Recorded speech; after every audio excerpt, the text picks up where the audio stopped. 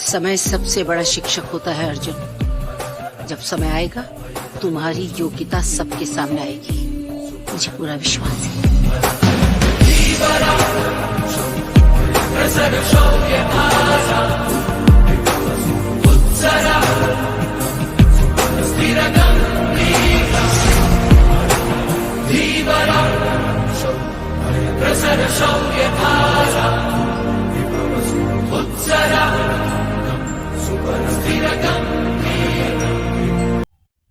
Okay, so Hare Krishna everyone. This is day 29 of following what I love. हाँ, तो आज second last day है, कल last day होगा। हाँ, मिक्स्ड सी फीलिंग्स आ रही हैं, कहीं ना कहीं इस हेक्टिक शेड्यूल से छुटकारा पाने की खुशी भी है, बट कहीं ना कहीं नो रिस्पॉन्स उतना अच्छा नहीं आया है, बट एटलीस्ट आई ट्राइड। और कल की video is definitely my best video till now. I don't no, शायद आज की वीडियो फिर से वो रिकॉर्ड ब्रेक कर दे, बट अगर आपने कल की वीडियो नहीं देखी है तो जाओ भाई, इस वीडियो को भी छोड़ दो, पहले वो वीडियो देख आओ, because it is really special and वो वीडियो आपको ज़रूर मोटिवेट करेगी। I have shared my personal story in that, so I hope you will like it. So हाँ, now I am trying to experiment a lot with my channel, as अब सिर्फ 2 दिन बचे हैं। सो आज मेरा कंटेंट का आइडिया है कि I am gonna tell you about my mid term results. या तो वो हुए थे शायद 1 महीने पहले, I don't clearly remember, but हाँ उस टाइम मेरे बहुत ज़्यादा बैकलॉग्स थे जेई की जर्नी में। और स्कूल में तो bro I don't even do even 1% of the school work in my home. तो हाँ, जब एग्ज़ाम्स आए थे तो बहुत डर लग रहा था, क्योंकि सिलेबस मेरा बहुत कम हुआ था जेई में भी, तो आई वॉज रियली अफ्रेड, क्योंकि बहुत से चैप्टर्स मैंने कंप्लीट नहीं किए थे। और उस time I was almost eight lowest level ever in my life. और आपने वीडियो देख ली होगी इस सीरीज़ की स्टार्टिंग से पहले की। सो या that was my condition at that time. तो still I used to cry every night, but I worked hard for those exams and now I am going to share my results with all of you guys. और कुछ tips भी share करूँगा if you are of class 10th, class 12th appearing for board exams in 2024. It is going to be helpful from you, क्योंकि मेरा paper presentation बाकियों के according बहुत अच्छा है। तो I do not say this, but teachers always used to say this, and they also say this in the current time. So not bragging, but it's true. So just watch the full video till the end. You will learn a lot of things. Okay. Putting a transition simply, sayonara. Okay, so मैंने कुछ भी plan नहीं किया इस video के लिए। I'll just randomly select my answer sheets, और जिस भी सब्जेक्ट की आएगी I'll give you tips for that subject या फिर general tips, and then we'll move on. Honestly, आप सभी को पता है उस एग्ज़ाम्स के टाइम मेरे साथ क्या हो रहा था, so I couldn't give my best, और सिर्फ 1 शॉट्स वगैरह देख कर गया था। बैकलॉग्स बहुत थी जेई लेवल पर। स्कूल में टीचर्स बहुत अच्छे हैं, but I don't pay much attention during the lectures, क्योंकि छुट्टियां मैं बहुत मारता हूं, तो ज़्यादा कुछ कनेक्ट भी नहीं कर पाता हूं। तो या I just fetch the first paper, देखते हैं किस सब्जेक्ट का आएगा। ओके, तो ये आ चुका है मैथ्स का पेपर हमारे पास। You can see I have scored 76 out of 80, और मेरे को टोटल लगे थे 28 शीट्स। तो इस पेपर की कहानी बहुत इंटरेस्टिंग है। You just got 1 holiday for completing the whole syllabus, और ऑनेस्टली मेरा अपने लेवल पर सिर्फ उस टाइम तक ट्रिग्नो हुआ था। स्कूल में भी I have had missed 2 or 3 chapters, मतलब रेगुलर ही जाता हूँ, बट हफ्ते में 1-2 बार बीच में छुट्टी मार लेता था, तो पूरा फिर चैप्टर जुड़ जाता है दिमाग से। तो आई वॉज रियली वरिड कि एक दिन में कैसे होगा, बट फिर मैंने 1 शॉट्स देखे, इंपॉर्टेंट क्वेश्चंस देखे। प्री टर्म 1 हुआ था शायद हमारे स्कूल में, दे वर लाइक जस्ट 15-20 मार्क्स के टेस्ट, उसके क्वेश्चन पेपर लिए और आई जस्ट सॉल्व देम, ताकि मेरे को रफ आइडिया लग जाए। तो या here comes the first general tip, अगर आपको पैनिक नहीं करना है, just complete the syllabus before the commencement of exams. वो आपको बहुत डी स्ट्रेस कर देगा, and you'll be confident before the exam, जो कि मैं नहीं था बिल्कुल भी। But yeah, that's the first step to be well prepared। और दूसरी टिप मैं क्या दूंगा कि मैथ्स जैसे एग्ज़ाम में I use to solve the longer questions in my class 10th। Like मैं लास्ट सेक्शन से फर्स्ट सेक्शन तक जाता था ताकि मेरा स्ट्रेस पहले ख़त्म हो जाए कि मेरे को लॉन्ग क्वेश्चंस बचे हैं।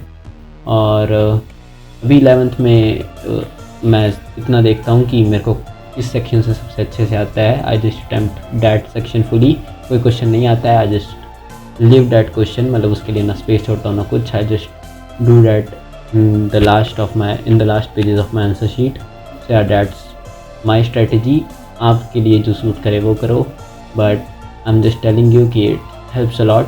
अगर आपको कोई क्वेश्चन ना आए तो just leave it at that point of time and उस पर ध्यान दो जब आपको जितने क्वेश्चंस आते हैं वो आप सारे पहले कर चुके हो।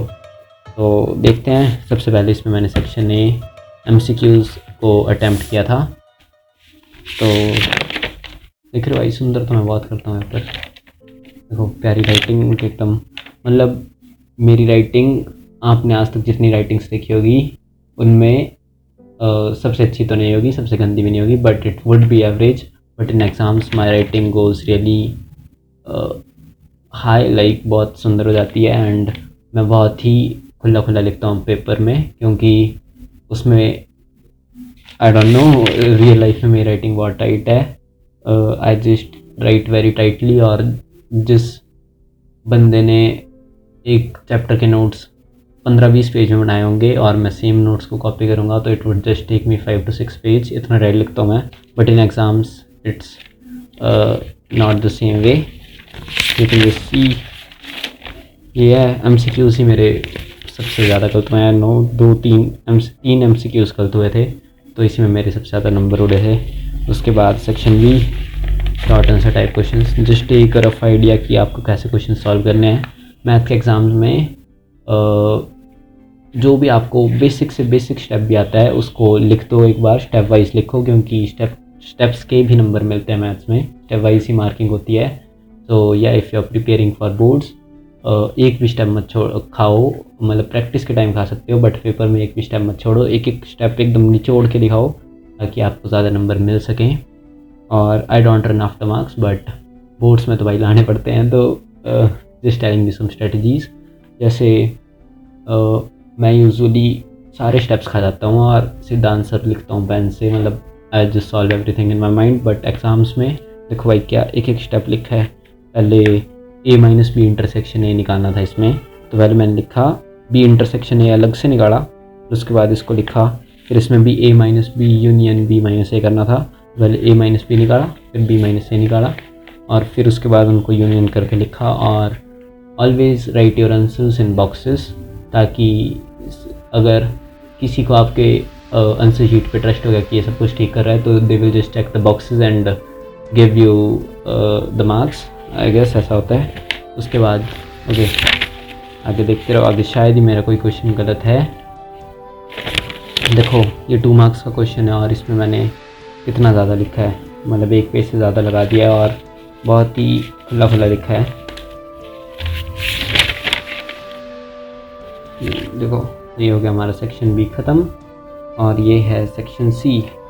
3 मार्क्स का क्वेश्चन है ये, आई गेस।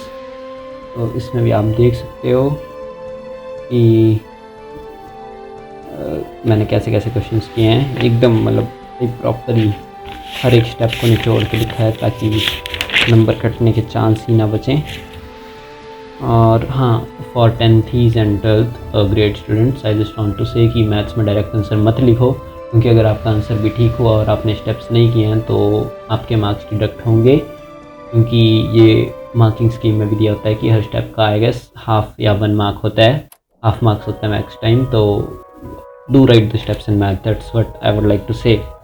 और ऐसे बॉक्सेस में आंसर लिखो, द पेपर लुक्स गुड। और अगर आपके पास टाइम बचे तो हर क्वेश्चन को करने के बाद एक लाइन खींच दो ताकि थोड़ी डिस्टिंक्शन भी दिख सके। तो यार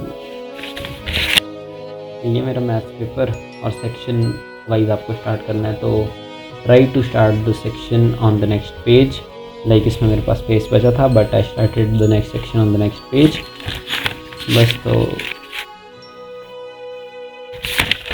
ये मैथ्स का एग्ज़ाम। और हाँ, देख सकते हैं आप इधर मेरा मतलब पेपर पूरा ख़त्म हो गया था, यही क्वेश्चन मेरा गलत था लास्ट।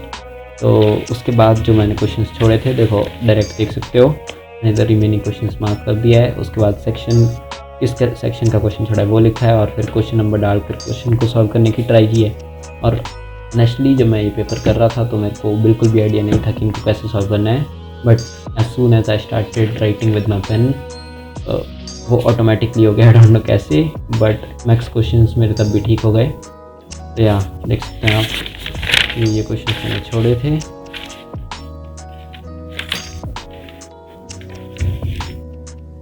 ओके, और भाई never be afraid of cutting your answer sheet like this bro. हो सकता है गलत हो जाए, तो बस 2-3 कट्स मार दो और पेज को मारो गोली। ओके, तो ये भी शायद इसमें मेरा मार्क डिडक्ट हुआ है एक, और बाकी ये मेरे को बिल्कुल भी नहीं आता था, इसमें मैंने तुक्का जड़ा था, बट इवेंचुअली थोड़ा सा तो ठीक हो ही गया। और पहले मेरे को 78 मार्क्स आए थे, देख सकते हैं आप इधर, फिर मेरे 75 हो गए, फिर मैंने 76 करा दिए। तो यार that was my tips for math. और अगर आप 10th या 12th में, आई वुड से कि एग्जाम्पलर ज़रूर करके जाना, एग्जाम्पलर के MCQ ज़रूर करके जाना। और आपको अगर डिटेल्ड वीडियो चाहिए तो just drop a comment and I will bring it as soon as possible. Okay, so this paper is done, now moving on to the next answer sheet. देखते हैं किसकी आएगी। भाई भाई भाई, यही पेपर तो आपको दिखाना चाहता। केमिस्ट्री का भाई 70 में से 70। This has a different story. इससे पिछले दिन I was literally at my lowest state. That was my lowest state till now. I was crying like hell studying at my terrace just with my books and I cried for the whole day. अभी मैं पढ़ता रहा था, I don't know कैसे. I memorized everything and just blurted it out on the answer sheet next day and here is the result. तो भाई anybody who says कि मेरे emotions बहुत वो हो रहे हैं, मेरा ब्रेक हो गया and all that shit doesn't matter in the exam. You can still perform really good. बस आपको पढ़ने बैठना है, अपने माइंड को बार बार डाइवर्ट होने से बचाना है। मैं नहीं बचा पाया था, बट बार बार अगर आप पढ़ने की ट्राई करोगे तो इवेंचुअली कुछ ना कुछ तो गेन करोगे ही and you will perform better. So never make your emotions an excuse for what you can't achieve. That's what I would like to say. अरे ये भाई देखो, ये तो बहुत ही प्यारा पेपर किया है। इसमें मैंने लास्ट सेक्शन से स्टार्ट किया है कि मेरी आदत है ये, ताकि मैं बड़े क्वेश्चंस को पहले कंप्लीट कर लूँ। And here you can see कि मैंने 5 नंबर का क्वेश्चन है, ये पार्ट वाइज है और इसमें लगभग 3 पेज लगा दिए हैं।